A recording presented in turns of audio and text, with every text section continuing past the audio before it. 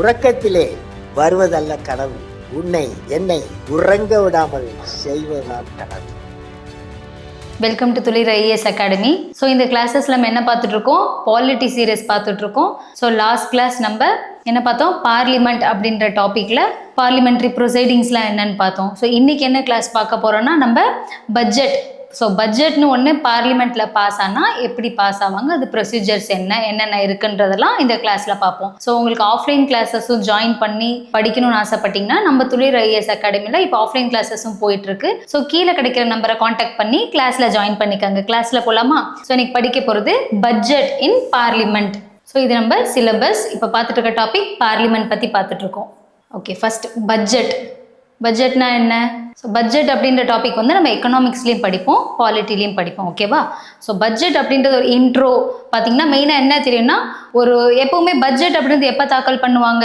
நமக்கு வந்து February 1 start பண்ணுவாங்க. So April to March, May இந்த டைமுக்குள்ளே நடக்கிற ஒரு ப்ராசஸை வந்து பட்ஜெட் சொல்லுவாங்க. இந்த பட்ஜெட்டில் என்ன விஷயம் நடக்கும்? ஸோ கவர்மெண்ட்டுக்கு எவ்வளோ பணம் தேவை, எவ்வளோ அலாட் பண்ணணும், இதுக்கு முன்னாடி எவ்வளோ அலாட் பண்ணியிருந்தோம், இதெல்லாம் பற்றி டிஸ்கஸ் பண்ணுறது தான் நமக்கு பட்ஜெட். ஓகேவா? ஃபஸ்ட்டு இப்போ எவல்யூஷன் ஆஃப் பட்ஜெட் அப்படின்னு பார்த்தோம்னா, ஸோ பட்ஜெட் ஃபஸ்ட்டு எங்கே ஸ்டார்ட் ஆனுச்சு, யார் பண்ணாங்க, இந்த ஃபேக்ட்ஸ் எல்லாம் தான் நமக்கு எக்ஸாமில் கொஷின்ஸாக வரும். கரெக்டாக? So evolution of the budget. First budget எப்போ ப்ரெசென்ட் பண்ணாங்கன்னு பார்த்தீங்கன்னா 1860 சர் ஜேம்ஸ் வில்சன் அப்படின்றவர் தான் ஃபினான்ஸ் மினிஸ்டராக இருந்தார். இவர் வந்து ஒரு கவர்னர் ஜெனரல் கவுன்சில். ஓகேவாப்பா? எப்போ ஃபஸ்ட்டு வந்து 1860 சர் ஜேம்ஸ் வில்சன் அப்படின்ற ஒருத்தரால தான் பட்ஜெட் அப்படின்றது ஒன்று தாக்கல் செஞ்சுருக்காங்க. இது ஒரு ஃபேக்ட். ஸோ இதில் என்ன பண்ணுவாங்க? டிஸ்கஷன். ஸோ ஓவரால் பட்ஜெட்டை பற்றி டிஸ்கஷன் நடக்கும். இந்த டிஸ்கஷனில் தான் எவ்வளோ அலாட் பண்ணுறதுன்னு, அமௌண்ட் அலாட் பண்ணுறதை பற்றி பேசுவாங்க. Okay, so discussion over the budget by members of legislative council only. 1892 தான் பார்த்தீங்கன்னா முதல் மத்திய சட்டமன்ற பேரவையின் உறுப்பினர்கள் மட்டுமே பட்ஜெட் பற்றி விவாதம் தொடங்கினர். ஓகேவா? எப்போ ஸ்டார்ட் ஆனிச்சு?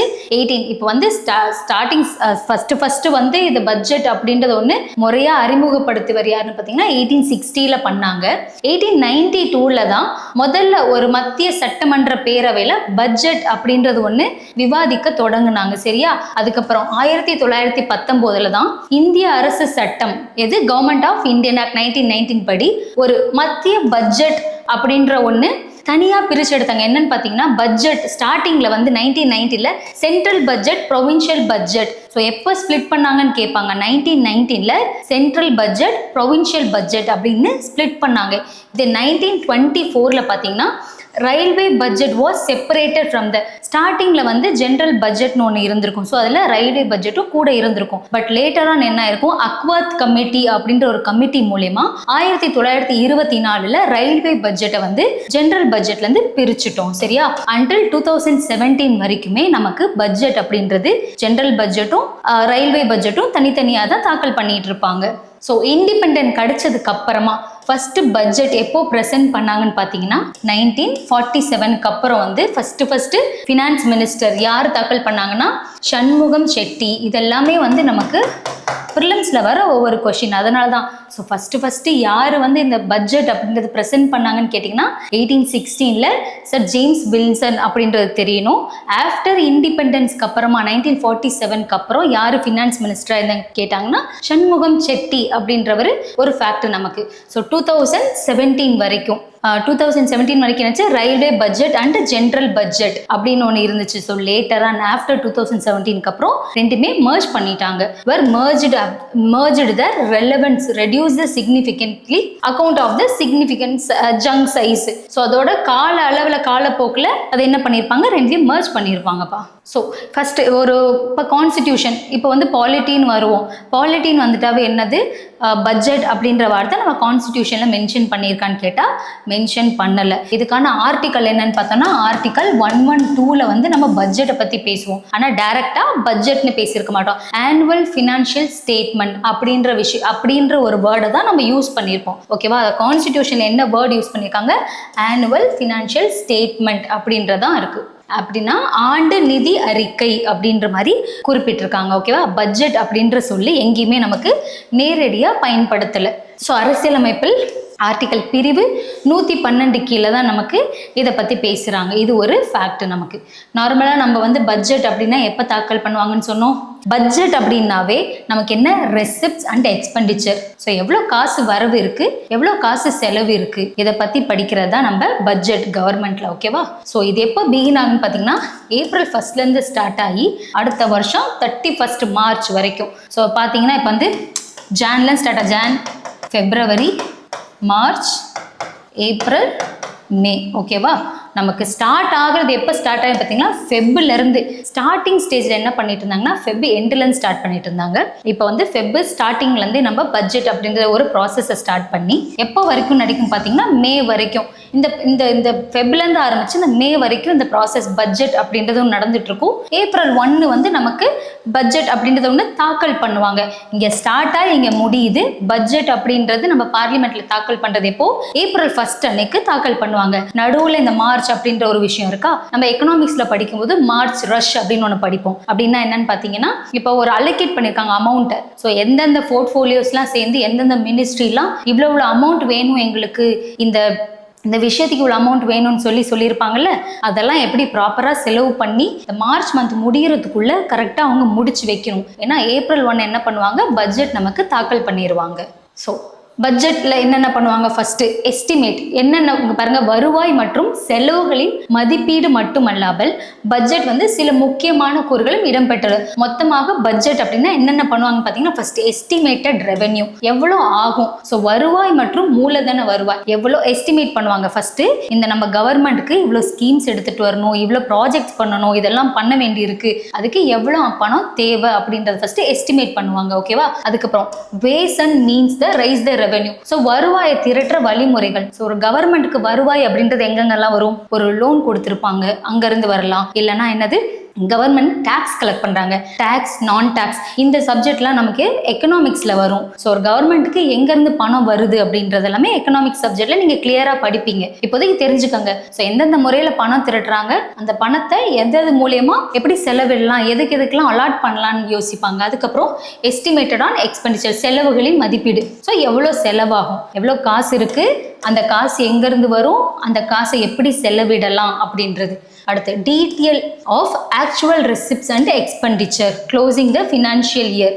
ஸோ ப்ராப்பராக ஒரு ஆண்டிற்கு எவ்வளோ வந்து பணம் தேவை, எவ்வளோ பணம் பற்றாக்குறை ஆகுது அப்படின்றதையும் இந்த பட்ஜெட் அப்படின்றதுல பார்த்துருவாங்க. And economics and financial policies என்ன பண்ணுவாங்க, ஒரு பாலிசிஸ் எடுத்துகிட்டு வர்றதோ இல்லை எதுக்கு தேவைப்படுது அமௌண்ட், எதுக்கு தேவையோ அப்படின்றதெல்லாம் பார்ப்பாங்க. இதில் கம்மிங் இயருக்கு தேவையானதை பார்ப்பாங்க. ஸோ இதெல்லாம் taxation, proposal, prospect of the revenue spending on programmes. So இந்த வருவாயை வச்சு என்னென்ன புதிய திட்டங்களுக்கு கொடுக்கலாம் அப்படின்றத பற்றி பேசுகிறாங்க. ஸோ இப்போ ஒரு பட்ஜெட் அப்படின்னா இதுதான், ஒரு வருவாய் திரட்டுறது, எது வழியாக வருது, அந்த செலவுகளோட மதிப்பு என்னவா இருக்கும், அதை எப்படி வந்து நம்ம கரெக்டாக செலவிடலாம் அப்படின்ற ஒரு அவுட்லைன் இவங்க வச்சுருப்பாங்க. டில் 2017 வரைக்கும் எப்படி இருந்துச்சுன்னு சொன்னேன். Government budget hair 2 budget. என்ன 2 பட்ஜெட்டாக இருந்துச்சு, ஒன்று ரயில்வே பட்ஜெட்டாக இருந்துச்சு, இன்னொன்று ஜென்ரல் பட்ஜெட்டாக இருந்துச்சு. கரெக்டாக? ஸோ லேட்டரான் எதனால் வந்து நமக்கு பிரித்தாங்க அப்படின்னு கேட்டிங்கன்னா ஒரு சில விஷயத்துக்காக பிரிச்சிருப்பாங்க. ஸோ ரயில்வே பட்ஜெட்டில் ரயில்வே அமைச்சகத்தின் வருவாய் மற்றும் செலவுகளின் மதிப்பாமா, ரயில்வேஸ் பட்ஜெட்னு தனியாக பிரிச்சுட்டாங்கன்னா ஸோ அதுக்கான வருவாய். இப்போ ஜென்ரல் பட்ஜெட்டில் வந்து இந்த விஷயம்லாம் பண்ணாங்க, இந்த பாலிசிஸ், புதிய திட்டங்கள் எடுத்துகிட்டு வரணும், புதிய சேவைகள் என்னென்னலாம் பண்ணணுமோ அது மினிஸ்ட்ரி பொறுத்து எடுத்துகிட்டு வராங்க. ரயில்வே அப்படின்னு பார்க்கும்போது தனியாக இருந்தப்போ தனியாக ரயில்வேக்கு மட்டும் எவ்வளோ மதிப்பீடு வேணும் அப்படின்றது தனியாக அதை தாக்கல் பண்ணிப்பாங்க. ஓகேவா? ஆனால் பொதுவான பட்ஜெட் ரயில்வேவை தவிர இந்திய அரசின் அனைத்து அமைச்சர்களின் வருவாய் மற்றும் செலவுகளின் மதிப்பீடு இடம்பெற்றிருக்கும்னு சொல்கிறாங்க. So railway budget was separated from the general budget. எந்த இயரில் செப்பரேட் பண்ணாங்க, 1924 வந்து செப்பரேட் பண்ணாங்க. அண்ட் ரெக்கமெண்டேஷன் ஆஃப் யாரோட கமிட்டின்னு சொன்னால் அக்வாத் கமிட்டி. இந்த அக்வாத் கமிட்டியோட ரிப்போர்ட் எப்போன்னு கேட்டாங்கன்னா 1921. எப்போ பிரிச்சாங்கன்னு கேட்டால் 1924 பிரிச்சிருப்பாங்க. சரியா? ஸோ எந்த ரீசனுக்காக பிரிச்சாங்க அப்படின்னா ரயில்வே நிதியில் இங்கே பாருங்க, ஃப்ளெக்சிபிலிட்டி இந்த ரயில்வே ஃபினான்ஸ். ஸோ அதுக்கு கரெக்டான அமௌண்ட் போகணும் அப்படின்றது அதோட ஃப்ளெக்சிபிலிட்டிஸ்க்காகவும் facilitate the business approach of the railway policy. So railway கொள்கையின் வணிக நோக்கத்தை பொறுத்து பிரிச்சிருப்பாங்க. ரயில்வேயின் வருவாயிலிருந்து ஆண்டுதோறும் நிரந்தர பங்களிப்பு பெறுவதன் மூலம் பொது வருவாயின் நிலைத்தன்மையை உறுதி செய்ய, பிளஸ் அதுலேருந்து வர லாபத்தை வந்து மற்ற வளர்ச்சிக்கு பயன்படுத்துறதுக்காகவும் நார்மலாக இதை ஸ்பிளிட் பண்ணியிருப்பாங்கன்னு சொன்னாங்க. ஸோ ஆஃப்டர் 2017 அப்புறம் central government merged the railway budget into the general budget. 2017 வரைக்கும் தான் பிரிஞ்சிருந்தாங்க. ஆஃப்டர் 2017 அப்புறம் ரெண்டு பட்ஜெட்டையும் வந்து இப்போ merge பண்ணிட்டாங்க. ஸோ இப்போ என்னவா இருக்குது, கவர்மெண்ட் வந்து யூனியன் பட்ஜெட் அப்படின்றதான் இப்போ நம்ம பண்ணிட்டு இருக்கு, தாக்கல் பண்ற பட்ஜெட். ஓகேவா? ஸோ என்ன சொன்னோம், பட்ஜெட் அப்படின்னாவே ஒரு 3 விஷயம் வந்து நமக்கு தெரியணும். ஃபர்ஸ்ட் பட்ஜெட் எஸ்டிமேட் பண்ணுவாங்க. So for coming year, so coming இயருக்கு எவ்வளோ தேவை, எவ்வளோ அமௌண்ட் தாக்கல் பண்ணணும், எவ்வளோ அமௌண்ட் வந்து நமக்கு பற்றாக்குறையாக இருக்கும் அப்படின்றதெல்லாம் வந்து ஒரு எஸ்டிமேட் மாதிரி பண்ணி வச்சிருப்பாங்க. ரிவைஸ்ட் எஸ்டிமேட்னா ஆன் கோயிங் இயரில் இருக்கிறது, for on going year. So இந்த வருஷத்துக்கு நம்ம எவ்வளோ காசு ஒதுக்கணும், அது எவ்வளோ செலவாயிருக்கு, அது பற்றாக்குறையாக இருக்கா இல்லை கரெக்டாக முடிஞ்சிருச்சா அப்படின்றத பார்க்க வந்து ரிவைஸ்ட் எஸ்டிமேட். ஆக்சுவல் ரெசிப்ட்னா முடிஞ்சது. ஓகேவா? the government tell about the actual tax that received from the last budget year. so last முடிஞ்சு போன பட்ஜெட் இயர் இருக்கும்ல, ஃபார் எக்ஸாம்பிள் எப்படி சொல்லணும்னா, இப்போ வந்து 2025 இது முடிஞ்சு போனது, 2026 இது இப்போ நடந்துட்டு இருக்குது, 2027ன்றது அப்கமிங் இயர்க்கான. அப்போ இங்கே பட்ஜெட்ல எவ்வளோ முடிஞ்சிச்சு, எவ்வளோ நமக்கு செலவானுச்சு அப்படின்றத பார்ப்பாங்க. இப்போ ஆன் கோயிங் இயர்ல என்ன நடந்துகிட்டு இருக்குது எப்படின்றதையும் பார்ப்பாங்க. ஃபியூச்சர்ல, ஸோ ஃபியூச்சருக்கு எவ்வளோ வேணும் அப்படின்றதையும் எஸ்டிமேட் பண்றாங்க. ஓகேவா? அது என்ன சொல்லாங்க, பட்ஜெட்டோட மதிப்பீடு. இது வரவிருக்கும், ஸோ அப்கமிங் இயர்க்காக வரவிருக்கதை பற்றி பேசுறது வந்து நமக்கு என்னது, பட்ஜெட் எஸ்டிமேட்னு சொல்றாங்க. திருத்திய மதிப்பீடுனா ரிவைஸ்டு, தற்போது நடைபெற்று கொண்டிருக்கும் முடிவடையுள்ள ஆண்டிற்கான மதிப்பீடு, கடந்த ஆண்டு தாக்குதல் பண்ணதை பற்றி பேசுறாங்க. ஓகேவா? உண்மையான வருவாய், ஆக்சுவல்னா இது கடந்த நிதியாண்டில் அரசுக்கு உண்மையில் கிடைத்த வருவாய் எவ்வளோ அப்படின்றத பற்றி பேசுறது நமக்கு ஆக்சுவல். ஒரு பட்ஜெட் அப்படின்னா ஒரு 6 ஸ்டேஜில் ஒரு 6 வழிமுறைகள் இருக்கு இதை தாக்கல் பண்ணுறதுக்கு. நம்ம ஃபர்ஸ்ட் சொல்லிட்டோம், பட்ஜெட் அப்படின்றது எதில் வருதுன்னா ஆர்டிக்கல் 112 பேசுது. பட்ஜெட்ன்றது டைரெக்டாக நமக்கு மென்ஷன் பண்ண கிடையாது, ஆனுவல் ஃபினான்ஷியல் ஸ்டேட்மெண்ட்னு சொல்லுவோம். ஸோ இது என்ன பண்ணுவாங்க, ஒரு 3 வழி, எஸ்டிமேட், ரிவைஸ்டு, ஆன்கோயிங் என்னென்ன இருக்குன்றத இந்த 3 பங்காக பிரித்து தான் ஒரு பட்ஜெட் அப்படின்னு தாக்கல் பண்ணுவாங்க. இப்போ ஒரு வந்து பார்லிமெண்ட்ல ஒரு பட்ஜெட் தாக்கல் பண்ண போறாங்க அப்படின்னா ஒரு 6 வழிமுறை இருக்கு, அப்படிதான் தாக்கல் பண்றாங்க. ஸோ நம்ம வந்து லாஸ்ட் டைம் டீட்டெயிலாக ஒரு பில் அப்படின்றது எப்படி பாஸ் ஆகும் அப்படின்றத பார்த்துட்டோம். ஸோ இது என்ன ப்ராசஸ், ஒரு பட்ஜெட் அப்படின்றது காசு எடுக்கக்கூடிய ஒரு ப்ராசஸ் தான். ஸோ காசு அப்படின்னு வந்துட்டாவே நமக்கு என்னென்ன பில்லாம் ஞாபகம் வரணும், மணி பில் ஆர்டிக்கல் வந்து 110 பற்றி பேசுறது. ஓகேவா? அதுக்கப்புறம் ஃபினான்ஸ் பில்லும் வந்துடும். ஸோ இதுவுமே ஒரு காசு எடுக்கிற ப்ராசஸ் தான். இன்னொரு முக்கியமான விஷயம் என்னது, அப்ராப்ரியேஷன் பில். இங்கே இருக்கு பாருங்க, அப்ராப்ரியேஷன் பில் ஃபர்ஸ்ட் ஸ்டேஜ்ப்பா. இப்போ வந்து நம்ம ஒரு பில்லை பாஸ் பண்ண போகிறோம் அப்படின்னா ஃபர்ஸ்ட் ப்ரிப்பரேஷன், இந்த 3 ஸ்டேஜ் பார்த்தோம்ல. ஃபர்ஸ்ட் ப்ரிப்பேர் பண்ணி வச்சுப்பாங்க, பட்ஜெட்டை ப்ரிப்பேர் பண்ணி வச்சுப்பாங்க. ப்ரிப்பேர் பண்ணி வச்ச உடனே என்ன பண்ணுறோம், பட்ஜெட் அப்படின்றத ஒன்று ப்ரிப்பேர் பண்ண போகிறோம். ஃபர்ஸ்ட் பட்ஜெட் அப்படின்னா என்ன சொன்னேன், ப்ரிப்பேர் பண்ணிடுவாங்க, டிஸ்கஷன் நடக்கும். நம்ம நார்மலாக ஒரு பில் எப்படி பாஸ் ஆகுன்னு பார்த்தோம், ஃபர்ஸ்ட் ஹவுஸ். ஸோ காசை பற்றி எடுக்கிறோம், காசு. ஸோ அப்போ நமக்கு மணி பில் ஞாபகம் வந்துடும்னு வச்சுக்கோங்க. ஓகேவா? அப்படி மணி பில் எப்பவுமே என்ன ஒரு ப்ரொசீஜர் பார்த்தோம், லோக்சபா மட்டும்தான் இனிஷியேட் பண்ண முடியும்னு பார்த்தோம், ஏன்னா காசு எடுக்கிற விஷயம். கரெக்டா? இப்போ ஃபர்ஸ்ட் ஹவுஸ் நமக்கு லோக்சபாவா இருக்குன்னு வச்சுக்கோங்க. இந்த லோக்சபால என்ன பார்த்தோம், ஒரு 3 ரீடிங் நடக்கும். First reading, second reading and third reading. நம்ம பில் படிக்கும்போது கிளியராக எக்ஸ்பிளைன் பண்ணியிருப்பேன் உங்களுக்கு. இது வந்து பட்ஜெட் ப்ராசஸில் பார்ப்போம். ஸோ ஃபர்ஸ்ட் ரீடிங்கில் என்ன பண்ணுவாங்கன்னா டிஸ்கஷன். ஸோ டிஸ்கஷன் நடக்கும். ஸோ ஒரு பட்ஜெட் பற்றின என்ன தாக்கல் பண்ண போகிறோம், நிறைய வேரியஸ் மினிஸ்ட்ரிஸ் இருப்பாங்க. ஸோ எந்தெந்த மினிஸ்ட்ரி கீழே எந்தெந்த ஸ்கீம்ஸ் வேணும், என்னென்ன புது புது திட்டங்கள் எடுத்துகிட்டு வரணும், அதுக்கு எவ்வளோ காசு வேணும் அப்படின்றத பற்றி இதில் டிஸ்கஷன் நடக்கும். ஓகேவா? ஸோ டிஸ்கஸ் பண்ணுவாங்க. ஃபுல்லாக டிஸ்கஸ் பண்ணதுக்கப்புறம் ரெண்டாவது என்ன பண்ணுவாங்கன்னா டிமாண்ட் ஃபார் கிராண்ட்ஸ் அப்படின்னா சரி எவ்வளோ காசு ஃபஸ்ட்டு என்னென்ன விஷயம் எவ்வளோ வேணும் அப்படின்றத பற்றி நல்லா ஸ்க்ரூட்டினையாக டிஸ்கஸ் பண்ணிடுவாங்க. செகண்டில் நல்லா டீட்டெயிலாக ஃபுல்லாக அவங்க டிஸ்கஸ் பண்ணிவிட்டு அதுக்கு எவ்வளோ பணம் தேவை அப்படின்ற தேவையான பணம் எவ்வளோ வேணும் அப்படின்றத பற்றி செகண்ட் ரவுண்டில் பேசுவாங்க. ஸோ மூணாவது ரவுண்டில் இந்த செகண்ட் ரவுண்டில் பேசும் பொழுது நமக்கு ஒரு சில விஷயங்கள் இருக்குது. என்னென்னா இப்போ பாலிசிஸ் நிறையா கொடுப்பாங்க, நிறைய மினிஸ்ட்ரிஸ் இருக்கும். இதில் வந்து நம்ம இப்போ நான் ஸ்லைடில் காட்டுறேன் இதெல்லாம் உங்களுக்கு வந்து டோக்கன் கட் மோஷன்னு சொல்லுவாங்க, policy cut motion and economic cut motion இப்படின்னு ஒரு 3 விஷயங்கள் நடக்கும். ஓகேவா? ஃபஸ்ட்டு டோக்கன் கட் மோஷன் அப்படின்னா என்னன்னா, இப்போ ஒரு மினிஸ்ட்ரி வந்து நிறைய ப்ராஜெக்ட்ஸ் இந்தந்த ப்ராஜெக்ட்லாம் பண்ண போகிறோன்னு சொல்லிட்டாங்க. இப்போ இது வந்து என்ன பண்ணுறாங்க, பார்லிமெண்ட்டில் இந்த ஹவுஸில் சப்மிட் பண்ணுறாங்க. சப்மிட் பண்ணோடனே அவங்க பார்த்துட்டு என்ன பண்ணுவாங்கன்னா, ஓகே கவர்மெண்ட்டுக்கு இந்த பாலிசிஸ்லாம் ஓகே தான், பட் இன்னும் ஃபர்தராக இந்த பாலிசிஸில் நீங்கள் இன்ட்ரெஸ்ட் காட்டுனா நல்லா இருக்கும், அதுக்காக நாங்கள் என்ன பண்ணுறோம், ஒரு 100 rupees மட்டும் இதுலேருந்து கட் பண்ணுறோம் அப்படின்னு சொல்லுவாங்க. ஒன்றும் இல்லை, ஃபார் எக்ஸாம்பிள் வந்து இப்போ நம்ம யார்கிட்டயே ஒரு 1000 ரூபாய் கடன் கேட்குறோம். அவங்க 1000 ரூபாவா கொடுக்காம எங்கிட்ட 900 தான் இருக்குன்னு சொல்லி கொடுக்குறாங்க. கரெக்டாக?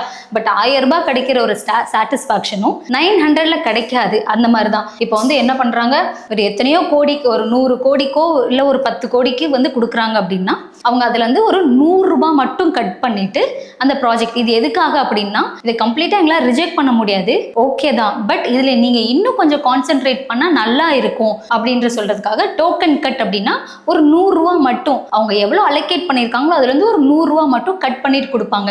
அடுத்து எக்கனாமிக் கட் அப்படின்னா, நீங்கள் எடுத்துகிட்டு வந்துருக்க பாலிசி ஓகே எங்களுக்கு பிடிச்சிருக்கு எல்லாமே ஓகே, பட் இப்போ அந்த ப்ராஜெக்ட்டுக்கு எங்களால் அவ்வளோ காசு ஒதுக்க முடியல, அதனால் நீங்கள் கேட்ட காசை விட கொஞ்சம் காசு கம்மியாக தரும் அந்த பாலிசிக்கு அப்படின்றது எக்கனாமிக் கட் மோஷன் அப்படின்னு சொல்லுவாங்க. அடுத்து பாலிசி கட் மோஷன் அப்படின்னா இது ரொம்ப இம்பார்ட்டன்ட். எல்லாம் ஓகேப்பா, இந்த பாலிசி வர்றது எல்லாமே ஓகே தான், பட் என்னன்னா இது இப்போ தேவை கிடையாது. ஆனால் இந்த பாலிசி கட் மோஷன்றது ரொம்ப முக்கியமான ஒன்று. பாலிசி கட் மோஷனில் கவர்மெண்ட் வந்து டைரெக்டாக வேண்டாம் அப்படின்னு சொல்லக்கூடாது. அப்படி சொன்னால் கவர்மெண்ட்டோட பெரும்பான்மையை கொஷின் பண்ணுற மாதிரி ஆயிரும், கவர்மெண்ட்டே கலைஞ்சிரும். அதனால என்ன பண்ணுவாங்கன்னா, டைரெக்டாக அந்த பாலிசியை வேணான்னு சொல்லாமல் அந்த பாலிசிக்கு வந்து நாங்கள் 1 ரூபாய் மட்டும்தான், 1 ரூபாய் மட்டும் அலாட் பண்ணுறோம். ஸோ அதை அலாட் பண்ணால் அந்த பாலிசி இருக்கிறதும் இல்லாததும் ஒன்று தான். கரெக்டாக? ஸோ அதனால் டைரெக்டாக வந்து ரிஜெக்ட் பண்ணாமல் பெரும்பான்மை, ஏன்னா பெரும்பான்மை அப்படின்னு கொஷின் மார்க் ஆயிரும் அப்படின்றதுக்காக ஒரு 1 ரூபாய் நாங்கள் இது பண்ணுறோம், இந்த பாலிசி தேவை இல்லை அப்படின்றத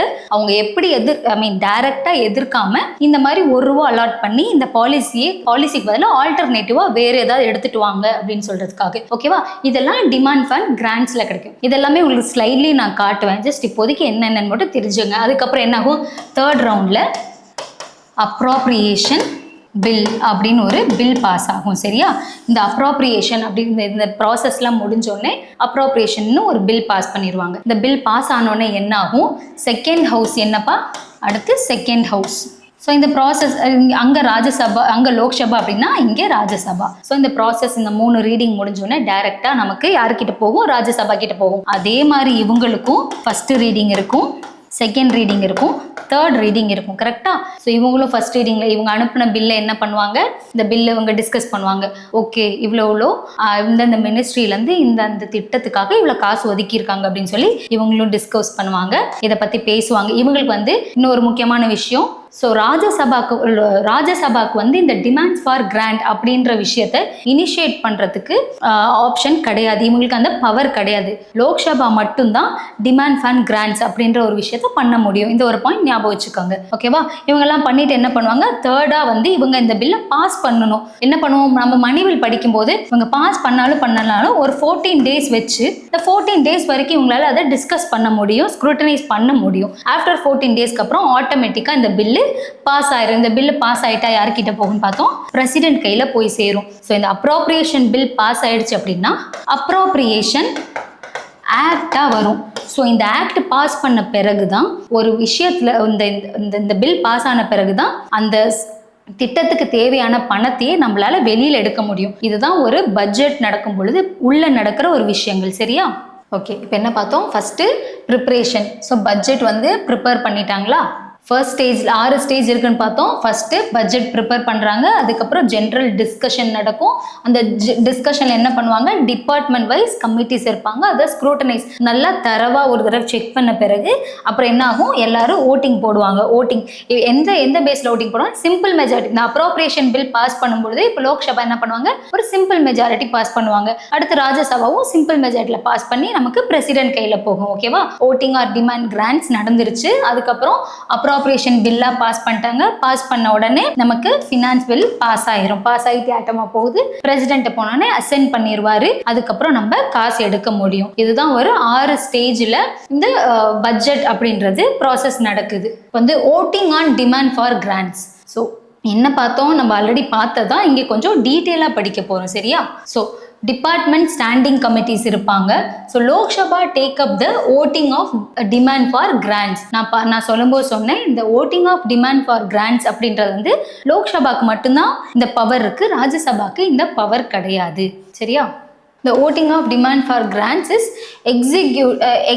exclusive privilege of the Lok Sabha. So there is no power on Rajya Sabha அப்படின்னு சொல்லிட்டாங்க. ஸோ மானிய கோரிக்கையின் மீது வாக்கெடுப்பு நடத்துவதில் லோக்சபாக்கு தனிப்பட்ட உரிமை உள்ளது. செகண்ட், ஒரு 2 முக்கியமான விஷயம் பற்றி பேசுகிறாங்க. ஃபர்ஸ்ட் வாக்கெடுப்பு பற்றி, ஓட்டிங் ஆஃப் டிமாண்ட்ஸில் யாருக்கு பவர் அதிகம்னு சொல்லிட்டாங்க. ஸோ 2வது பாயிண்ட் என்ன சொல்கிறாங்க, voting is confined to the votable part of the budget. Votable அப்படின்னா 2 விஷயம் இருக்குது. சார்ஜ்டு எக்ஸ்பெண்டிச்சர், மேடுன்னு சொல்லுவாங்க. சார்ஜ்டு, நான் சார்ஜ்னு ஞாபகம் வச்சுக்காங்க. சரியா? So votable part of the budget அப்படின்னா charged of the budget. The Consolidated Fund of India, it's not submitted to the vote.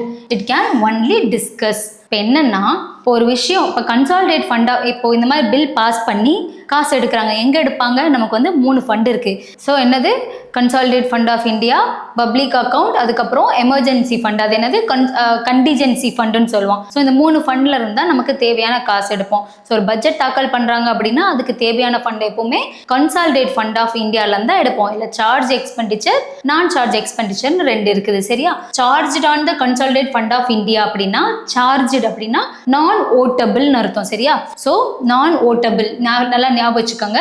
So each demand is voted separately by the Lok Sabha. இப்போ என்ன பண்ணோம், ஒரு பில் பாஸ் பண்ணுறதுக்கு முன்னாடி அந்த இடத்துல வந்து ஓட் பண்ணோம். கரெக்டாக? இப்போ லோக்சபாவில் சிம்பிள் மெஜாரிட்டியில் வந்து பாஸ் பண்ணுவாங்க. எந்த டைமில் தேர்ட் ரீடிங் அப்போது ஒரு அப்ராப்ரியேஷன் பில்லாக பாஸ் பண்ணும்போது சிம்பிள் மெஜாரிட்டியில் பாஸ் பண்ணி அடுத்த ஹவுஸ்க்கு அனுப்புனாங்க. ஓகேவா? Each demand is voted separately by the Lok Sabha. During this stage member of parliament can discuss the detail about the budget பற்றி டீட்டெயிலாக பேசிப்பாங்க. அதுக்கப்புறம் என்ன, it can also move the motion to reduce. அந்த மோஷன்றது என்ன சொன்னேன், 3 motions. Cut motion, token cut motion, policy cut motion 3 பார்த்தோமா. இது எதுக்காக, ஒரு நீங்க சப்மிட் பண்றதெல்லாம் ஓகே, பட் இதுல ஏதாவது சேஞ்சஸ் எடுத்துட்டு வரணும், ரெடியூஸ் பண்ணணும் அப்படின்னு ஆசைப்பட்டாங்கன்னா இந்த 3 விஷயத்த பண்ணுவாங்க. என்ன விஷயம் பார்த்தோம், பாலிசி கட் மோஷன். ஃபர்ஸ்ட் வந்து இது பார்த்துக்கலாம். Token cut motion. Token cut மோஷன்னா என்ன சொன்னோம், எடுத்துட்டு வந்திருக்கதெல்லாம் ஓகே, எங்களுக்கு இந்த பாலிசிஸ் ஓகே தான், பட் இன்னும் நீங்க கொஞ்சம் பெட்டரா பண்ணலாம், அதுக்காக வெறும் ஒரு 100 ரூபா மட்டும் நான் ரெடியூஸ் பண்றேன் அப்படின்னு சொல்றது டோக்கன் கட் மோஷன். அதே வந்து நமக்கு எக்கனாமிக் கட் மோஷன்னா செலவுகளை குறைப்பதற்காக ஒரு எக்கனாமிக் கட் மோஷன். பாலிசிஸ்லாம் ஓகேப்பா, ஆனால் எங்களுக்கு இப்போ இந்த நேரத்தில் இந்த பாலிசிக்கு இவ்வளோ காசு கொடுக்க முடியாது, ஸோ இப்போ நான் இந்த அளவு மட்டும் கொஞ்சம் கம்மி பண்ணிட்டு நீங்கள் கேட்ட காசை விட கொஞ்சம் கம்மியாக தரேன் அப்படின்னு சொன்னால் அது வந்து economic cut motion. Policy cut motion அப்படின்னா அந்த பாலிசியே எங்களுக்கு தேவை கிடையாது, பட் டைரெக்டாக எங்களால் நிராகரிக்க முடியாத காரணத்தால் அந்த பாலிசிக்கு நான் வந்து வெறும் 1 ரூபா மட்டும்தான் நாங்கள் அலோகேட் பண்ணுறோம், நீங்கள் பெட்டர் ஆல்டர்னேட்டிவ் பாலிசியில் கான்சென்ட்ரேட் பண்ணுங்களேன் அப்படின்றது சொல்லாம சொல்றதுக்காக தான் இந்த பாலிசி கட் மோஷன். ஸோ இந்த மோஷன் 3 கட் மோஷன்ஸ் பார்த்தாச்சா. இதெல்லாம் செகண்ட் ஸ்டேஜில் நடந்துச்சு. கரெக்டா? தேர்ட் ஸ்டேஜில் இதெல்லாம் நடந்து முடிஞ்சோன்னு என்ன பண்ணுவாங்கன்னா, இன்னொரு இதில் வந்து க்ளோஷர் மோஷன் அப்படின்ற ஒரு வார்த்தை இருக்கு. க்ளோஷர் மோஷன்னா ஒன்றும் இல்லை, ஸோ இந்த டிபேட்லாம் நடந்துருச்சு, என்னென்ன காசு குறைக்கிறது, எவ்வளோ அலோகேட் பண்ணுறது, இதெல்லாமே நடந்து முடிஞ்சதுக்கப்புறம் தேர்ட் ரீடிங்கில் வந்து இந்த க்ளோஷர் மோஷன் ஒன்று நடக்கும். அது ஒன்றும் இல்லை, இந்த க்ளோஷர் மோஷனில் வந்து ஒரு 4 சப் இருக்கு. சிம்பிள் க்ளோஷர்னு சொல்லுவாங்க. சிம்பிள் க்ளோஷர்னா எளிய க்ளோஷர் மோஷன் ஒன்றும் இல்லை. இப்போ வந்து நிறைய ஃபைல்ஸ் நிறைய ஸ்கீம்ஸ் திட்டங்கள் வந்து அங்க வந்து என்ன பண்ணுவாங்க, பட்ஜெட்ல இதுக்கு இவ்வளோ அலாட் பண்ணுவேன் அப்படின்னு சொல்லி நிறைய ஃபைல்ஸை வந்து போட்டு வைப்பாங்க. சிம்பிள் க்ளோஷர்னா ஸோ ஒவ்வொரு ஃபைலாக பார்த்து ஓகே அப்படின்னு சொல்லி ஒன்னொன்னா பாஸ் பண்ணுவாங்க. அது பேர் வந்து சிம்பிள் க்ளோஷர்னு சொல்லுவாங்க. சரியா? விவாதிக்கப்பட்டுள்ளது இங்க பாருங்க, இந்த விவரங்கள் போதுமான அளவு வந்து விவாதிச்சிட்டோம், இதை நம்ம வந்து பாஸ் பண்ணிடலாம் அப்படின்னு சொல்றது வந்து சிம்பிள் க்ளோஷர் மோஷன். அடுத்து க்ளோஷர் பை த கம்பார்ட்மெண்ட்ஸ் தான். ஒவ்வொரு பேஜஸா பார்த்து இதை வந்து நம்ம பார்த்தாச்சு, இதை பாஸ் பண்ணிடலாம் அப்படின்னு சொல்லுவாங்க. ஒவ்வொரு பிரிவா பார்க்கறது. அடுத்து கங்காரு க்ளோஷர் அப்படின்னா ஒன்லி இம்பார்ட்டன்ட். இப்போ இது கீழே ஒரு 10 ஃபைல் இருக்கா, ஓகே, இந்த 10 ஃபைல்ல இது இம்பார்ட்டன்டான ஃபைல், அது இம்பார்ட்டன்ட் ஃபைலை மட்டும் பார்த்துட்டு பாஸ் பண்றாங்க. ஒரு 10 சேர்த்து பாஸ் பண்ணிட்டாங்க அப்படின்னா கங்காரு. இப்போ ஒரு கங்காரு ஏன் அது பேர் வச்சாங்கன்னா, ஒரு கங்காரு என்ன பண்ணும், இப்படி ஜம்ப் பண்ணி போகுமா. அந்த ஜம்ப் பண்றது எப்படி சொல்றாங்கன்னா, இப்போ வந்து இந்த இடத்துல வந்து ஒரு 100 ஃபைல் இருக்குன்னு வச்சுக்கோங்க. ஃபர்ஸ்ட் ஒரு 10 ஃபைல் பார்ப்பாங்க, அப்படியே தாவி அடுத்த 10 தாவி 1 by 1 பார்க்க டைம் இருக்காது. ஸோ இனஃப் டைம் இல்லாத காரணத்தால இதை பண்ணுவாங்க. இப்போ நார்மலாக ஒரு பட்ஜெட் பார்க்குறாங்க, அந்த இதெல்லாம் பண்ணுறாங்க அப்படின்னா 26 டேஸ்க்குள்ள இந்த ப்ராசஸ்லாம் முடிச்சு அவங்க அந்த பட்ஜெட்டை பாஸ் பண்ணியிருக்கணும். ஸோ எப்போ லேக் ஆஃப் டைம் இருக்கோ அப்போ வந்து என்ன பண்ணுவாங்க, ஸோ 10 பார்த்து அடுத்த 10ன்னு பார்த்து ஈஸியாக முடிச்சு கங்காரு மாதிரி தாவி வெரி இம்பார்ட்டன்டானது எது இருக்கோ அதை மட்டும் பார்த்து பாஸ் பண்ணுவாங்க. இதை என்ன சொல்லுவாங்க, கங்காரு க்ளோஷர்னு சொல்றாங்க. முக்கியமான பிரிவுகள் மட்டுமே விவாதத்திற்கும் வாக்கெடுப்புக்கும் எடுத்து சொல்லப்படுகிறது. சரியா? இடையிலுள்ள மற்ற பிரிவுகள் விவாதமின்றி நிறைவேற்றப்பட்டுரும். அடுத்து கில்லட்டைன் மோஷன். கில்லட்டைன் அப்படின்னா ஒன்றும் இல்லை, இப்போ நம்ம நார்மலாக இங்கிலீஷ் மூவிலாம் பார்த்துருந்தோம்னா ஒரு பெரிய கத்தி மாதிரி இருக்கும், அது நடுவில் தலையை வச்சு இப்படி வெட்டுவாங்க. கரெக்டாக? அதுதான் வந்து கில்லட்டைன். அதே மாதிரி தான். ஸோ எங்களுக்கு வந்து இனஃப் டைமே சுத்தமாக இல்லை, எங்களால் வந்து இம்பார்ட்டன்ட் ஃபைல்ஸ் கூட பார்க்க முடியல அப்படின்றவன் எல்லா ஃபைலுமே ஒட்டுக்கா சடனாக பார்த்து அப்படியே அனுப்பி விடுறது பேர் தான் கில்லட்டைன் மோஷன்னு சொல்லுவாங்க. பாருங்க, when the undiscussed classes of the bill, resolution pass பண்ணிட்டாங்க, நடந்துருச்சு, பட் இதை டிஸ்கஸ் பண்ணி பார்க்கறதுக்கான அலோகேட் பண்ண டைமை விட எங்களுக்கு ரொம்ப கம்மியான டைம் தான் இருக்கு, நாங்கள் உடனே இதெல்லாம் பாஸ் பண்ணி ஆகணும் அப்படின்னு நினைச்சாங்கன்னா இந்த கில்லட்டைன் க்ளோஷரை யூஸ் பண்ணுவாங்க. சரியா? பாருங்க, விவாதிக்கப்படாத பிரிவுகளும் விவாதிக்கப்பட்ட பிரிவுகளுடன் சேர்த்து வாக்கெடுக்க வந்து அனுப்பிச்சு விட்டுருவாங்க, அனுப்பிச்சு அதை பாஸ் பண்ணிடுவாங்கன்னு சொல்றாங்க.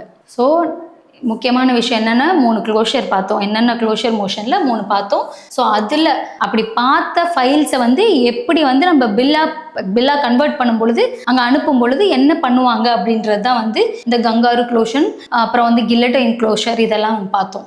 Demand for grants. இதில் டிமாண்ட் ஃபார் கிராண்ட்ஸ் அப்படின்னு சொல்லிட்டாவே முக்கியமான பாயிண்ட் என்ன தெரியணும் உங்களுக்கு, லோக்சபா மட்டும்தான் பண்ண முடியும், ராஜ்யசபாக்கு பவர் இல்லை. ஸோ இந்த டிமாண்ட் ஃபார் கிராண்ட்ஸை பற்றி பேசுகிற ஆர்டிக்கல் வந்து நமக்கு என்னது, 113 மானிய கோரிக்கை. ஸோ எவ்வளோ பணம் வேணும், அந்த பணத்துக்கு வந்து கன்சாலிடேட் ஃபண்ட் ஆஃப்லேருந்து எடுக்கிற பவர் யாருக்கு இருக்கு, நம்ம லோக்சபா இருக்குது. சரியா? இதை வந்து என்ன சொல்கிறோம், சார்ஜ்டு எக்ஸ்பெண்டிச்சர்னு சொல்கிறாங்க. அப்பார்ட் ஃப்ரம் த சார்ஜ்டுனா, சார்ஜ்டு எக்ஸ்பெண்டிச்சர்னா என்னன்னு பார்த்தீங்கன்னா ஓட்டிங் பண்ணாமல் எடுக்கிறதுன்னு சொன்னேன். கரெக்டாக? ஃபார் எக்ஸாம்பிள், இப்போ பிரசிடென்ட், வைஸ் பிரசிடென்ட், இந்த மாதிரி மினிஸ்டர்ஸ் இவங்களுக்குலாம் சேலரிஸ் கொடுக்கறது, அந்த மாதிரி விஷயத்துக்குலாம் சார்ஜ்டு கீழே வரும். ஏன்னா ஓட்டிங் பண்ணி எடுக்க தேவையில்லை. பட் ஒரு பட்ஜெட்டில் வந்து நம்ம ஒரு காசு வெளியில் எடுக்கணும், இல்லை ஒரு கன்சாலிடேட் ஃபண்ட் ஆஃப்லேருந்து ஏதோ ஒரு திட்டத்துக்காக காசு எடுக்கணும் அப்படின்னா அது ஓட்டிங், அதை வந்து மேடுன்னு சொல்லுவாங்க. அது வந்து நான் சார்ஜ்டு எக்ஸ்பெண்டிச்சர்னு சொல்லுவாங்க. ஓட்டிங் பண்ணி காசு எடுக்க முடியும்.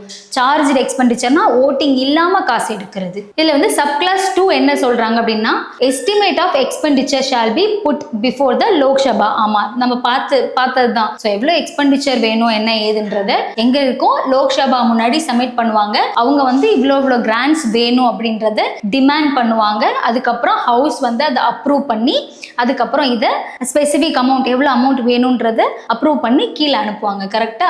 அரசியலமைப்பின் கட்டுரை 113ல 2வது கிளாஸ் படி ஒவ்வொரு செலவு கணக்கும் தனித்தனியாக டிமாண்ட் ஃபார் கிராண்ட் என்ற பெயரில் லோக்சபாவில் முன்வைக்க வேண்டும். சரியா?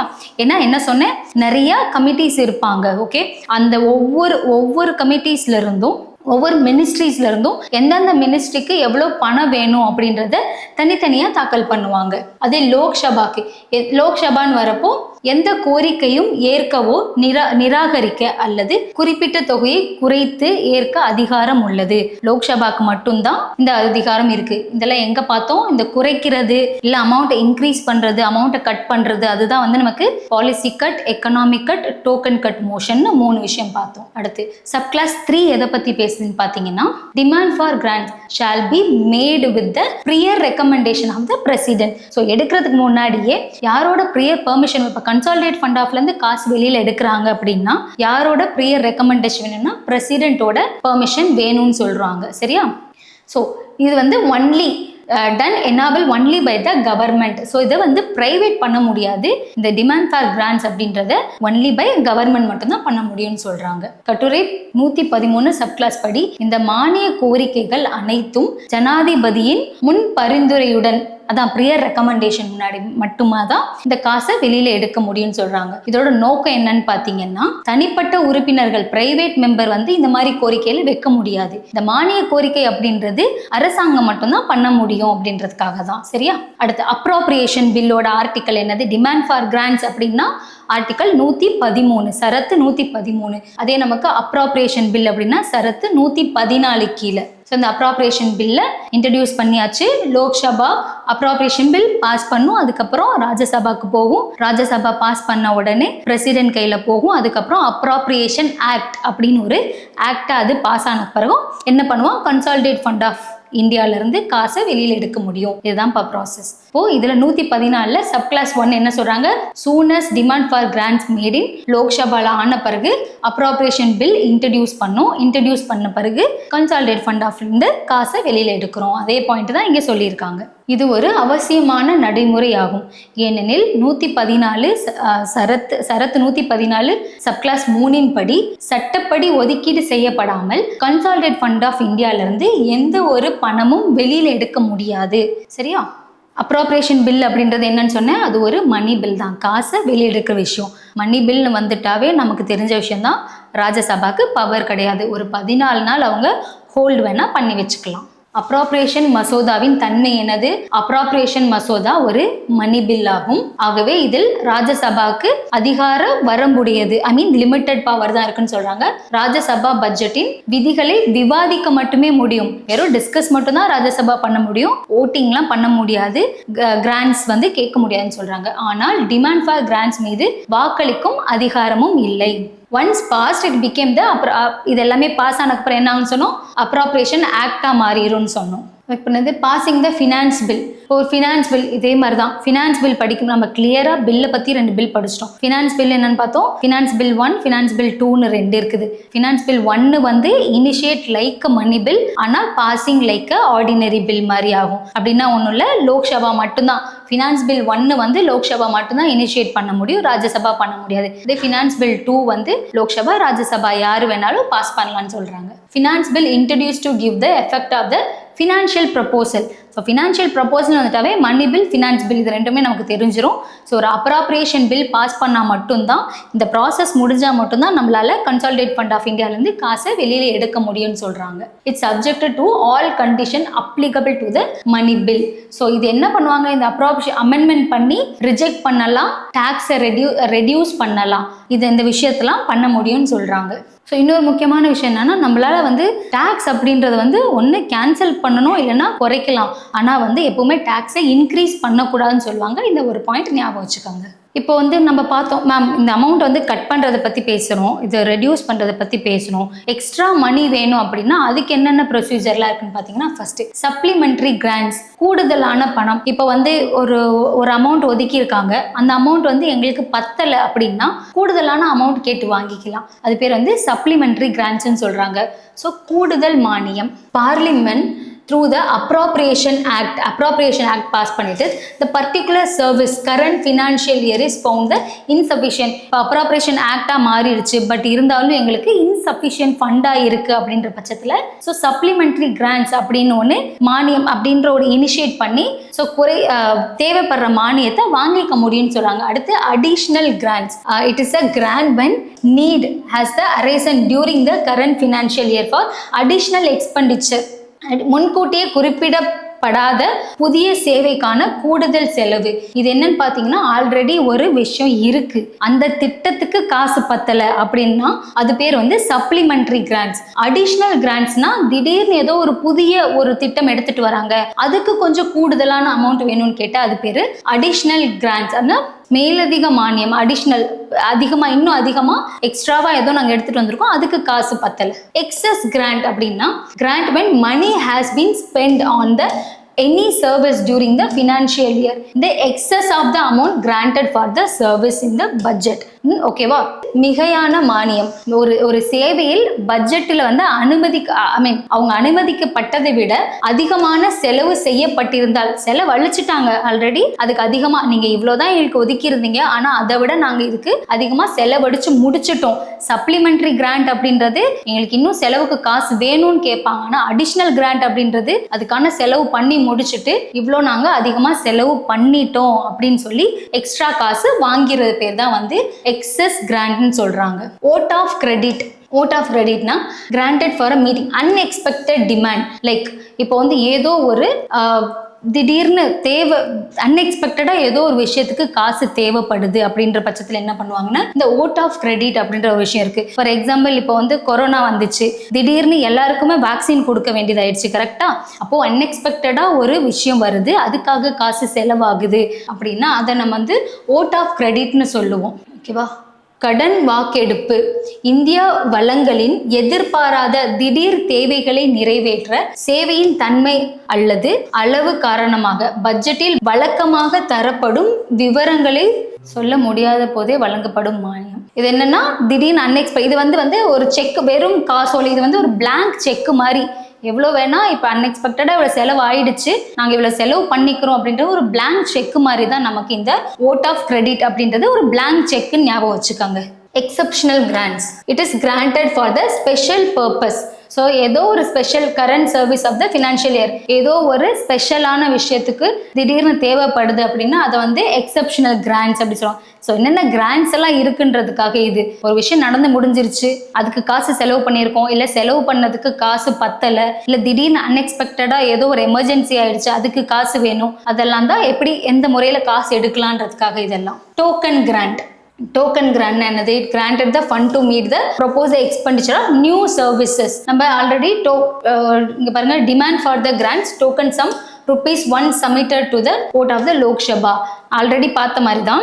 அதில் என்ன பார்த்தோம், டோக்கன் கட்டுன்றது வேற, இது டோக்கன் கிராண்ட்ன்றது வேற, ரெண்டுத்துக்கும் வித்தியாசம் இருக்கு. இப்போ பாருங்க, ஒரு புதிய சேவைக்காக ஏதோ ஒரு புதிய சேவை ஏதோ ஒரு தலைப்புல இருந்து பாருங்க, ஏற்கனவே அந்த ப்ராசஸ் இருக்கு, அதுக்கு வந்து அதுக்குள்ள வந்து ஒரு புதிய சேவை எடுத்துட்டு வராங்க, அதுக்கு ஒரு மானியம் வேணும் அப்படின்னு கேட்குறாங்கன்னா அது வந்து டோக்கன் கிராண்ட்னு சொல்லுவாங்க. இதில் ₹1 மட்டுமே மானியமாக லோக்சபா வாக்குக்கு முன்வைக்கப்படும். ஒப்புதல் கிடைத்தால் தேவையான தொகை மறுபடியும் எக்ஸஸ் அமௌண்ட் வேணும் அப்படின்னா, ஃபர்ஸ்ட் ஸ்டார்டிங்ல வந்து ஏதோ ஒரு விஷயம் ஆல்ரெடி இருக்கு, அந்த விஷயத்துக்கு எங்களுக்கு இன்னும் வந்து எக்ஸ்ட்ரா வேணும் அப்படின்னு கேட்கும் பொழுது லோக்சபால ஃபர்ஸ்ட் வந்து ₹1 அலாட் பண்ணுவாங்க. அதுக்கப்புறம் ஆமா அது நமக்கு தேவைதான் அப்படின்னு தெரிஞ்சுட்டா மீதி இருக்க தொகையெல்லாம் அவங்களுக்கு வழங்கிடுவாங்க. ஸோ இந்த காசு எல்லாம் நம்ம எங்கேருந்து எடுக்கிறோம்? ஒரு 3 ஃபண்ட் இருக்குன்னு சொன்னேன்னா, என்னென்ன ஃபண்ட் இருக்குது? Consolidate fund of India, article ரொம்ப முக்கியம் 266. பப்ளிக் அக்கௌண்ட் அதுவுமே ஆர்டிகல் 266, ரெண்டுத்துக்குமே சரத்து 266 தான். கண்டிஜென்சி ஃபண்ட் அப்படின்னா இதை வந்து எமர்ஜென்சி ஃபண்டுன்னு சொல்லலாம், இது வந்து 267. இந்தியா ஒருங்கிணைந்த நிதி. அடுத்து பொது கணக்கு நிதி, பப்ளிக் அக்கௌண்ட். கண்டிஜென்சினா அவசர நிதின்னு 3 நிதி இருக்குது. ஸோ இந்த நிதியில இருந்து தான் நம்ம நார்மலா இப்போ ஒரு அஃபீஷியலுக்கு வந்து சேலரி கொடுக்கணும் அப்படின்னா டைரக்டா என்ன பண்ணுவோம், சார்ஜ்டுன்னு சொன்னோம். சார்ஜ்டுனா நான் ஓட்டபிள், நல்லா ஞாபகம் வச்சுக்கோங்க. மேட் அப்படின்னா ஓட்டிங் பண்ணி எடுக்கிறது.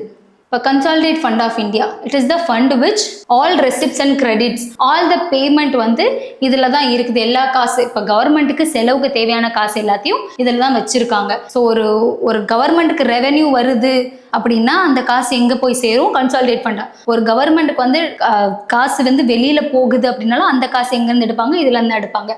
All revenue received by the government of India. So அனைத்து செலவுகளுக்கும் மேற்கொள்ளப்படும் முக்கியமான நிதியாகும். இது அரசு பெறும் அனைத்து வருவாய்களும் இதில் இருக்கும். அடுத்து அரசு லோனு, இப்போ வந்து கவர்மெண்ட் வந்து ஒரு ட்ரெஷரி பில் இஷ்யூ பண்ணுது, ஒரு லோன் இஷ்யூ பண்ணுது, இந்த விஷயம் எல்லாமே வந்து அதான் டெபிட் கிரெடிட் பணம் வெளியே போகிறது, கிரெடிட்னா பணம் உள்ளே வருது, ஒரு லோன் கொடுக்குறதோ ஒரு லோன் எடுக்கிறதோ அது மூலிமா வர பணமாக இருக்கட்டும். All money received by the government repayment of the loan வெளியில் கொடுத்துட்டாங்க, அதோட லோன் ரீபேமெண்ட், இப்போ காசு திருப்பி வருது, அதோட இன்ட்ரெஸ்ட் பேமெண்ட் வருது. இது எல்லாமே நீங்கள் எக்கனாமிக்ஸில் படிக்கும் பொழுது ஒரு கவர்மெண்ட்டுக்கு எங்கேருந்து பணம் வருது, எங்கே பணம் வெளியே போகுது அப்படின்றத டீட்டெயிலாக நீங்கள் படிப்பீங்க.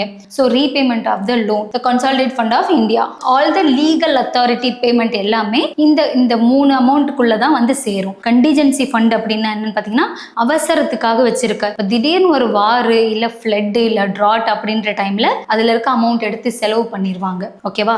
இதில் ஒரு முக்கியமான பாயிண்ட் இன்னும் ஞாபகம் வச்சுக்கோங்க. இப்போ கன்சாலிடேட் ஃபண்ட்லேருந்து காசு எடுக்கிறாங்க அப்படின்னா பிரசிடென்ட் கிட்ட இருந்து ப்ரியர் ரெக்கமெண்டேஷன் வாங்கணும். அதே கண்டிஜென்சி ஃபண்ட்லேருந்து எடுக்கிறாங்க அப்படின்னா அவசரத்துக்கு காசு எடுத்து செலவு பண்ணிடலாம், பட் லேட்டரா பிரசிடென்ட் கிட்ட பர்மிஷன் வாங்கணும். இந்த 2 பாயிண்ட்ஸ் ஞாபகம் வச்சுக்கோங்க.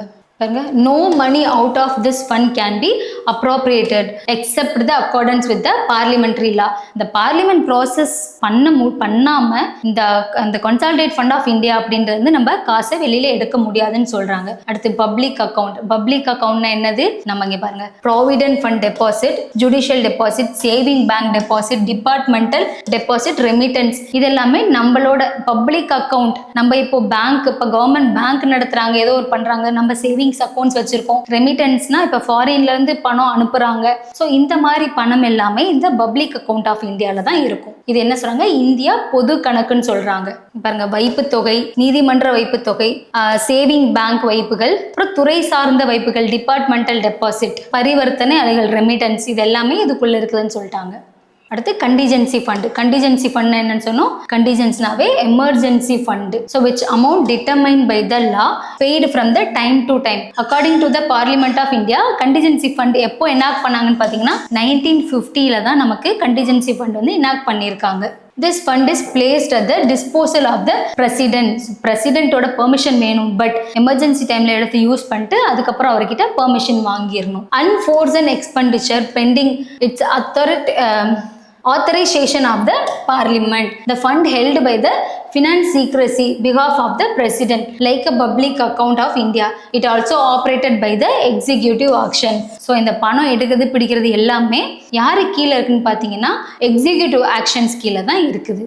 இப்போ பாருங்க, ஓட்டபிள், நான் ஓட்டபிள்னு என்னன்னு சொன்னேன்? சார்ஜ்டுன்னு சொன்னேன்னா, ஸோ ஒருங்கிணைப்பு நிதியிலிருந்து சார்ஜ்ட் அப்பான் செலவுகள் ஆண்டுதோறும் வாக்கெடுப்புக்கு உட்படுத்துவது இல்லைன்னு சொல்லிட்டாங்க. இதே வந்து ஓட்டபிள் அப்படின்னா மேடுன்னு அர்த்தம். ஸோ ஒரு இங்க பாருங்க, மானிய கோரிக்கைகள் நாடாளுமன்றத்தில் முன்வைக்கப்பட வேண்டும், அப்ராப்ரியேஷன் பில் நிறைவேற்றப்பட வேண்டும். இதுலேருந்து காசு எடுக்கணும் அப்படின்னா அப்ராப்ரியேஷன் பில் பாஸ் பண்ணா மட்டும்தான் பண்ண முடியும். ஸோ எதுக்கெல்லாம் வந்து ஓட்டிங் இல்லாம காசு எடுக்க முடியும்னு பார்த்தீங்கன்னா, உதாரணத்துக்கு அரசியலமைப்பு சபைகள் மற்றும் பதவியாளர்களின் சம்பளங்கள், சேலரி இல்ல நார்மலா ஏதோ ஒரு எக்ஸ்பெண்டிச்சர், கவர்மெண்டோட normal expenditure, grants and aid, இதெல்லாம் வந்து நம்ம சார்ஜ் டிலே பண்ணிக்கலாம். பட் ஒரு சில பாருங்க, உதாரணமாக அதிகாரிகள் மற்றும் ஊழியர்களின் சம்பளங்கள், திட்டங்கள், இவங்களை இதில் கீழே வராம இருக்க மற்ற வேற யாராவது அஃபீஷியல்ஸ் இருப்பாங்களே அவங்களுக்கா இருக்கட்டும், இப்போ கவர்மெண்டோட எக்ஸ்பெண்டிச்சர் ஸ்கீம்ஸ் இல்ல கவர்மெண்டோட ஏதாவது ப்ரோக்ராம்ஸ், பாலிசிஸ் அந்த மாதிரி எடுத்துட்டு வராங்க அப்படின்னா அதுக்கு எப்பவுமே மேடு ஓட் பண்ணி தான் காசு எடுக்க முடியும். இதெல்லாமே சார்ஜ்டு கீழே வருது. யார் சார்ஜ்டு கீழே வராங்க? இப்போ ஒரு பிரசிடென்ட்டுக்கு வந்து சேலரி கொடுக்குறாங்க, chairman, deputy chairman of Rajya Sabha and speaker and deputy speaker, அப்புறம் வேற யாரு? சுப்ரீம் கோர்ட் ஜட்ஜா இருக்கட்டும், CAG comptroller and auditor general, அப்புறம் யூபிஎஸ்சியோட சேர்மன், மெம்பர்ஸ், அவங்க எல்லாத்துக்குமே, அப்புறம் சுப்ரீம் கோர்ட்டோட அஃபீஷியல்ஸா இருக்கட்டும், வேற யாரு? Interest and repayment of the loan raised by the government, இதெல்லாமே வந்து சார்ஜ்டுப்பா, ஓட்டிங் பண்ணாம நம்ம காசு வெளியில எடுக்க முடியும். அப்புறம் வேற ஏதாவது payment made by the decrees by the கோர்ட்டுக்கு ஏதாவது தேவை இல்லை grant in aid under the article 275 including the schemes made by the tribal ஏரியாஸ்க்கு. ஸோ ரொம்ப முக்கியமான விஷயம். இது கேட்டு நமக்கு இது மேடா இல்லை சார்ஜான்னு கேட்டுடலாம். ஸோ இது சார்ஜ்டு எக்ஸ்பெண்டிச்சர். ஸோ ஏதோ ஒரு ட்ரைபல் ஏரியாவுக்கு இல்லை எஸ்டி கம்யூனிட்டிஸ்க்கு வந்து ஏதோ ஒரு ஸ்கீம்ஸ் எடுத்துகிட்டு வரணும் அப்படின்னா இது கீழே தான் வரும். Any other expenditure declared about the charged upon the consolidate fund of India. மற்றவை இது தவிர வேற எதுலேருந்து எடுக்கணும்னாலுமே நமக்கு பார்லிமெண்ட்டோட பெர்மிஷன் இருந்தால் மட்டும்தான் எடுக்க முடியும். ஸோ ஒரு பட்ஜெட் எனாக்ட்மெண்ட் அப்போ கான்ஸ்டிடியூஷனில் வந்து என்னென்ன இம்பார்ட்டன்டான ஆர்டிகல்ஸ் அப்படின்றத மட்டும் இப்போ பார்த்துடலாம். ஆர்டிகல் 112 எதை பற்றி சொல்கிறாங்க? ஒரு பட்ஜெட் அப்படின்றது தாக்கல் பண்ணுறோம். Receipt and expenditure of government அதை பற்றி பார்லிமெண்ட்டில் ஒரு பட்ஜெட் தாக்கல் பண்ணுறதை பற்றி பேசினா அது வந்து 112 சரத்து 112 கீழே அதை பேசுவாங்க. சரியாப்பா? அந்த இது எப்போ இந்த ரெக்கமெண்டேஷன் வந்து யாருக்கு முன்னாடி சப்மிட் பண்ணும்? பிரசிடென்ட் முன்னாடி சப்மிட் பண்ணும். இந்த பாயிண்ட் ஞாபகம் வச்சுக்கோங்க. அடுத்து 114 எதை பற்றி பார்த்தோம்? கன்சாலிடேட் ஃபண்ட் ஆஃப் இந்தியாவிலேருந்து காசை விட்ரால் பண்ணுறது, இந்திய ஒருங்கிணைந்த நிதியிலேருந்து பணம் எடுக்கும் அதிகாரம், அதை பற்றி பேசுகிற ஆர்டிக்கல் என்னது? ஆர்டிக்கல் 114. அது மாதிரி 114 கீழே introduction of the money bill எதுக்குன்னு பார்த்தீங்கன்னா இம்போசிங் த டேக்ஸ், இந்த விஷயத்துக்காக பண்ணுறது. எதை பற்றி பேசுது? 114. ஸோ ஒரு tax to be introduce in the parliament only in the recommendation of the president and cannot be introduce in the ராஜ்யசபாவில் இன்ட்ரடியூஸ் பண்ண முடியாது. 117 எதை பற்றி பேசுனா அத்தாரிட்டி ஆஃப் த டாக்ஸேஷன், வரி விதிப்பதற்கான அதிகாரம். சட்டத்தின் அதிகாரம் இல்லாமல் எந்த வரியும் விதிக்கவோ வசூலிக்கவோ முடியாது. ஸோ ஒரு டாக்ஸ் லெவி பண்றாங்க இல்ல அந்த டாக்ஸ் கலெக்ட் பண்றாங்க அப்படின்னா அதை பத்தி பேசுறது சரத்து 117. 265 எதை பத்தி பேசுறாங்கன்னா reduction or abolition of the, இது வந்து 117 வந்து லெவிடு கலெக்ட் பண்றாங்க அப்படின்றத பத்தி பேசுறது 117. இதே வந்து ஒரு டாக்ஸ் அபாலிஷன் பண்றாங்க அப்படின்னா அதை பத்தி பேசுறது 265, வரியை குறைப்பது அல்லது ரத்து செய்வதை பத்தி பேசுறது. இப்போ 265 என்ன பார்த்தோம்? 265னா ரெடியூஸ் ஆர் அபாலிஷ் பண்ணலாம். நான் முன்னாடி சொன்ன பாயிண்ட் மாதிரி தான். ஒரு டேக்ஸ் அப்படின்றத வந்து ரெடியூஸ் பண்ணலாம், அபாலிஷ் பண்ணலாம், தவிர டேக்ஸ் எப்பவுமே இன்க்ரீஸ் பண்ணக்கூடாது. ஸோ அந்த இன்க்ரீஸ் பண்ணக்கூடாதுன்னு சொல்றதுமே ஆர்டிக்கல் 117 தான். பாருங்க, லெவிடு எவ்வளோ கலெக்ட் பண்ணணும் அப்படின்றத பற்றி பேசுது 117. அதே டைம்ல இன்க்ரீஸும் பண்ணக்கூடாது 109. ஸோ ஆர்டிகல் 109 என்னன்னா Rajya Sabha has no power for demands and, இப்போ நம்ம சொன்னோம் லோக்சபாக்கு மட்டும்தான் டிமாண்ட்ஸ் அண்ட் கிராண்ட்ஸ்க்கு பவர் இருக்கு, ராஜ்யசபாக்கு கிடையாது. அதை பத்தி பேசுறது 109. ஸோ இதுவுமே வந்து ஒரு மணி ப்ரொவின்ஷனை பத்தி பேசுறது தான். So Rajya Sabha should return the money bill in 14 days வரைக்கும் வச்சிருக்கலாம், அதுக்கப்புறம் அவங்க ரிட்டர்ன் பண்ணிடணும். ஆர்டிகல் 114 அப்படின்றது எதை பற்றி பேசணும்? Vote on account. இது எல்லாமே முன்னாடியே பார்த்த ஆர்டிகல்ஸ் தான், திருப்பி ஒரு ரீகேப் மாதிரி தான் உங்களுக்கு. 114 எதை பற்றி பேசுது? ஓட் ஆன் அக்கௌண்ட்டை பற்றி பேசுது. ஸோ இந்த ஓட் ஆன் அக்கௌண்ட்ன்றது லோக்சபாவில் மட்டும்தான் பண்ண முடியும். மானிக்க கோரியை பற்றி பேசுகிறாங்க, ராஜ்யசபாவால் இதை இனிஷியேட் பண்ண முடியாது. இது என்னது? ஒரு நிதியாண்டில் ஒரு பகுதிக்கான மதிப்பிட்ட செலவுக்கான முன்பணம் அட்வான்ஸ் கிராண்ட்ஸ் பற்றி பேசுறதா. ஒரு அட்வான்ஸ் கிராண்ட்ஸ் பற்றி பேசினா அதோட article 116. 114 vote on account. So vote பண்ணி இவ்வளோ கிராண்ட்ஸ் வேணும் அட்வான்ஸாக வந்து ஓட் ஆன் அக்கௌண்ட் காசு எடுக்கிறத பற்றி பேசுது 114. ஓகேப்பா, இப்போ வரைக்கும் நமக்கு பட்ஜெட் அப்படின்றதுல என்னென்ன ஆர்டிகல்ஸ் இருந்துச்சு, என்னென்ன எப்படி பாஸ் ஆகுன்றது பார்த்தாச்சு. அடுத்து இதில் இருக்க இன்னும் ஒரே ஒரு டாபிக் மட்டும் பார்லிமெண்ட்ல நமக்கு பேலன்ஸ் இருக்குது. இது வந்து ஜாயிண்ட் சிட்டிங்னு சொல்லுவோம். இது ஆல்ரெடி இந்த டாபிக் நம்ம பார்த்துட்டோம். இருந்தாலும் ஒரு ஜாயிண்ட் சிட்டிங் அப்படின்னா என்னன்னு சொல்லியிருந்தோம்? ஒரு 2 ஹவுஸ் இருக்காங்க, ஒரு பில் பாஸ் பண்றாங்க, ஒரு ஹவுஸ் பாஸ் பண்ணிட்டாங்க இல்ல ஒரு ஹவுஸ் பாஸ் பண்ணாம வச்சிருக்காங்க அப்படின்னா இந்த ரெண்டு ஹவுஸும் சேர்ந்து போயிட்டு ஒரு இடத்துல பிரசிடென்ட் முன்னாடி உட்காருவாங்க. பிரசிடென்ட் என்ன டிசிஷன் எடுக்கிறாரோ அதுதான் நடக்கும். ஒருவேளை அவர் அந்த பில்லை அசென்ட் பண்ணிட்டா அது நமக்கு ஆக்டா வந்துடும். இந்த ப்ராசஸ் நடக்கிறது, இந்த 2 ஹவுஸும் போய் உட்கார்றதுதான் ஜாயிண்ட் சிட்டிங்னு சொல்றாங்க. தமிழ்ல வந்து கூட்டு கூட்டம் அப்படின்ற சொல்றாங்க. சரியா? ஸோ இது எப்போ நடக்கும்? டெட்லாக். எப்போ ஒரு விஷயம் வந்து ஒரு பில்லு வந்து பாஸ் பண்ணி அது டெட்லாக் ஆகுதோ அந்த டைம்ல தான் இந்த சுச்சுவேஷன் நடக்கும். கூட்டு கூட்டம் அப்படின்றது ஒன்று நடக்குது. ஸோ எந்த டைம்ல? Bill is rejected by the other house. So அந்த மசோதா மற்ற மண்டலத்தால் இன்னொரு இந்த மசோதாவை ஒரு ஹவுஸ் வந்து நிராகரிச்சிட்டாங்க அப்படின்னாலோ, the house have a final disagreement, அந்த பில்லில் வந்து ஏதோ டிஸ்அக்ரிமெண்ட் இருக்குன்ட்டு அதை பாஸ் பண்ணாம வச்சிருக்காங்க அப்படின்னாலோ, மோர் தென் 6 months ஹாவ், இப்போ ஒரு டேட்டுக்கு மீறி ஒரு பில்லை வச்சிருக்காங்க அப்படின்னாலும் அதான். இப்போ நார்மலாக வந்து ஒரு மணி பில் அப்படின்னா ஒரு 14 நாள் ஹோல்டு பண்ணி வைப்பாங்க, அதுக்கப்புறம் ஆட்டோமேட்டிக் ஆயிரும். இதே ஒரு ஆர்டினரி பில்லாக இருக்கட்டும், அந்த டைம்ல என்ன ஆகும்? ஸோ மோர் தென் 6 monthsக்கு மேலே ஒரு பில்லை அவங்க ஹோல்டு பண்ணுறாங்க அப்படின்னா கூட இது என்ன ஆகும்? இந்த பில் ப்ராசஸ் பாஸ் ஆகாமல் இருக்கு அப்படின்னா லாஸ்ட்ல எங்கே வந்து நிற்கும்? ஜாயிண்ட் சிட்டிங்ல முடியும். இந்த மாதிரி டைம்ல மட்டும்தான் இந்த ஜாயிண்ட் சிட்டிங் அப்படின்னு நடக்கும். Speaker of Lok Sabha presided over the joint sitting. இது எல்லாமே நம்ம ஆல்ரெடி பார்த்த பார்த்தது தான் உங்களுக்கு எல்லாமே ரீகேப் தான், ஓகேவா? ஸோ ஜாயின்ட் சிட்டிங் யார் ப்ரிசைட் பண்ணுவாங்க? நம்ம ஸ்பீக்கர் தான் ப்ரிசைட் பண்ணுவார், ஆனால் டிசிஷன் எடுக்கிறது பிரசிடென்ட், ஓகேவா? ஒருவேளை நம்ம ஸ்பீக்கர் இல்லை அப்படின்னா அந்த ஜாயின்ட் சிட்டிங் யார் ஹெட்டாக இருப்பாங்க? அவருக்கு அடுத்து இருக்க நம்ம டெப்யூட்டி ஸ்பீக்கர் இருப்பார். பாருங்க, டெப்யூட்டி ஸ்பீக்கர் ஆல்சோ ஆப்சண்ட் அப்படின்னா deputy chairman of Rajya Sabha will president. Deputy chairman தான், சேர்மேன் ஆஃப் ராஜ்யசபா எப்பவுமே ஜாயின்ட் சிட்டிங்கை ப்ரிசைட் பண்ண மாட்டார். ஏன்னா அவர் யார்? Vice president. If he is also absent, அவங்களும் ஆப்சண்ட் ஆயிட்டாங்க அப்படின்னா the person may be determined by the member present. யார் presided over the meeting. இவங்களுக்கு கீழே வந்து நம்ம யார் பார்த்துருக்கோம்? நம்ம வந்து பேனல் ஆஃப் சேர் பர்சன்ஸ்லாம் பார்த்துருப்போம், கரெக்டாக? இவங்களுக்கு கீழே ஒரு 10 பேர் 6 பேர்லாம் இருந்திருப்பாங்க. ஸோ வந்து ஒரு ஸ்பீக்கரும் இல்லை அப்படின்னா அவருக்கு அப்புறம் டெப்யூட்டி ஸ்பீக்கர் ப்ரிசைட் பண்ணுவார். டெப்யூட்டி ஸ்பீக்கரும் இல்லை அப்படின்னா அடுத்து டெப்யூட்டி சேர்மன் பண்ணுவாங்க. ஸோ இந்த மாதிரி யார் ஆப்சென்ட் ஆனாலும் பின்னாடி ப்ரிசைட் பண்ணுறதுக்கு ஆள் இருப்பாங்க. கூட்டத்தோட தலைவர் யாரு? லோக்சபா ஸ்பீக்கர். அவர் இல்லைன்னா டெப்யூட்டி ஸ்பீக்கர். அவரும் இல்லைன்னா யாருன்னு சொன்னேன்? சேர்மன் ஆஃப் ராஜ்யசபான்னு சொன்னேன். ராஜ்யசபாவோட டெப்யூட்டி தலைவர் தான் வருவாரு, தலைவர் வரமாட்டாரு. ஏன்னா அவர் யாரு? உறுப்பினர் கிடையாது, ஏன்னா அவர் வைஸ் பிரசிடென்ட். வந்து நம்ம கொஸ்டின் கேட்பாங்க, ஒரு ஜாயின்ட் சிட்டிங் இருக்கு அப்படின்னா அதுல வந்து குவாரம் அப்படின்றது இருக்கணுமா அப்படின்னு கேட்பாங்க. நீ பாருங்க, ஆமா, ஒரு ஜாயின்ட் சிட்டிங் இருக்கு அப்படின்னா குவாரம் அப்படின்றது மெயின்டைன் பண்ணும். குவாரம்னா என்னது? 1/10 ஆஃப் பீப்புள் இருக்குன்னு சொல்லுவோம். கூட்டத்தின் போது குவாரம், கூட்டரசு ஒன்றியத்தில் 10ல் 1 பங்கு உறுப்பினர் வந்து மண்டலங்களின் மொத்த உறுப்பினர்களிலிருந்து இருக்க வேண்டும்னு சொல்லியிருக்காங்க. ஸோ கண்டிப்பா 1/10 ஆஃப் மெம்பர் வந்து ஜாயின்ட் சிட்டிங்ல இருக்கணும்னு சொல்லியிருக்காங்க. ஸோ இது வரைக்குமே ஜாயின்ட் சிட்டிங் அப்படின்றது இது எல்லாமே ஃபேக்ட். ஜாயின்ட் சிட்டிங் அப்படின்றது எத்தனை தடவை நடந்திருக்குன்னு கேட்பாங்க. ஒரு 3 தடவை நடந்திருக்கு.